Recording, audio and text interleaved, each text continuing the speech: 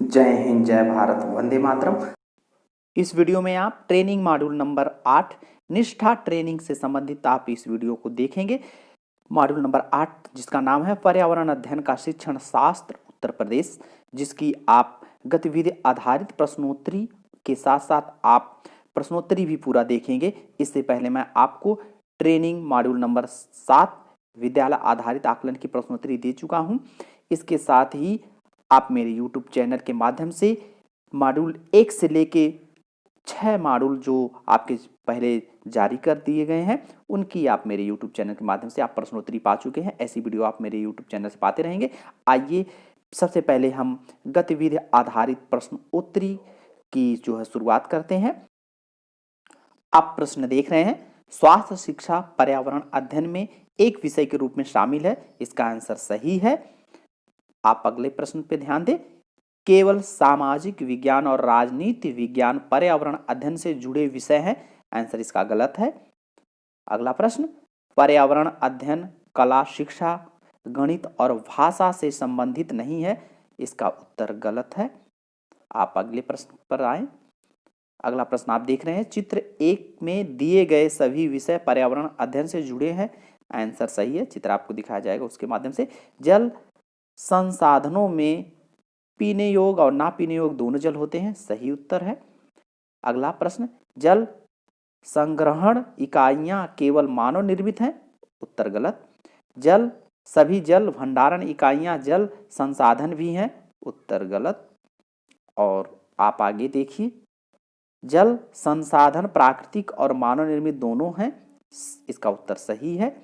अगला प्रश्न, सभी जल संसाधन जल भंडारण इकाइयां हैं। इसका उत्तर सही है। तो इस तरीके से आप गतिविधि आधारित प्रश्नोत्तर को देखें। आइए मॉड्यूल 8 की हम प्रश्नोत्तरी को यहाँ पर समझेंगे, जानेंगे, इसके प्रश्नोत्तरों को देखेंगे। निम्नलिखित में से कौन सा बच्चों के बीच व्यक्तिगत सामाजिक गुणों को बढ़ाने में मदद करता है। इसका जो सही उत्तर आपके सामने है कि कक्षा में सहयोगी और सहकारी रूप से सिखाने को बढ़ावा देना। अगला प्रश्न, प्राथमिक स्तर के पर्यावरण अध्ययन की पाठचर्या में होना चाहिए आसपास की चीजों की जांच पड़ताल करने के अवसर उपलब्ध करवाएं। यह इसका उत्तर सही है। अगला प्रश्न आप देखें, ये सब प्रश्नोत्तरी है, प्रश्नोत्तर बदल कर आएंगे, उत्तर लेकिन एक होंगे। पर्यावरण अध्ययन जिसे बढ़ावा नहीं देता है, परिभाषाओं को याद करना। आपके सामने रैंडम तरीके से प्रश्न उत्तर आएंगे लेकिन उत्तर एक होंगे। राष्ट्रीय पाठचर्या की रूपरेखा के अनुसार पर्यावरण अध्ययन के लिए कौन सा वाक्यांश सही है। इसका जो सही उत्तर आप देख रहे हैं कि पर्यावरण अध्ययन की प्रकृति अंतर विषयक है। इसका सही उत्तर आपके सामने। अगला प्रश्न हम देखेंगे, निम्नलिखित में से कौन सा कथन पाठचर्या संबंधी अपेक्षाओं और सीखने के प्रतिफलों के बारे में सही है।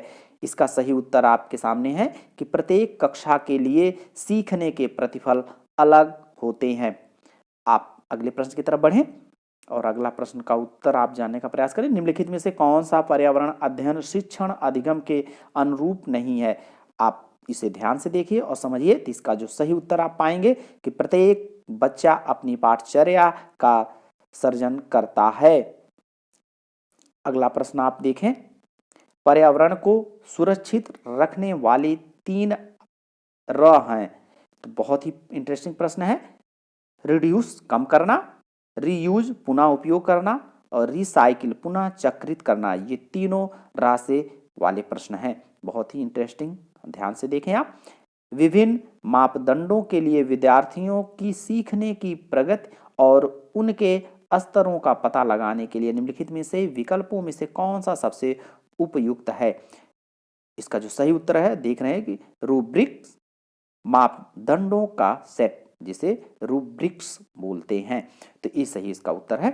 अगला प्रश्न आप देखिए कि प्राथमिक स्तर पर पर्यावरण अध्ययन के सिखाने और सीखने के उद्देश्यों में शामिल नहीं किया जाता है। इसका जो सही उत्तर आपके सामने है कि विद्यार्थियों को वैज्ञानिक नियम याद करने में मदद कराना। इसका सही उत्तर ये है। अगला प्रश्न आप देखें और समझें, जानें। कक्षा 1 और 2 में पर्यावरण अध्ययन है। इसका जो 1-2 कक्षा के लिए है वो है कि भाषा और गणित के साथ पढ़ाया जाता है। आपको हमारे YouTube चैनल के माध्यम से सभी मॉड्यूल की प्रश्नोत्तरी मिल रही। निष्ठा ट्रेनिंग से संबंधित जितने प्रशिक्षण आप कर रहे हैं उससे संबंधित महत्वपूर्ण वीडियो आपको मेरे YouTube चैनल से प्राप्त हो रही है। इसके लिए आपको मेरे YouTube channel educational science and technology TRS Kumar को आपको सब्सक्राइब करके लाइक और शेयर करना है, ताकि अधिक से अधिक लोगों तक मेरी वीडियो पहुँचे और अधिक से अधिक लोगों को लाभ प्राप्त हो। वीडियो देखने के लिए बहुत बहुत धन्यवाद। जय हिंद, जय भारत, वंदे।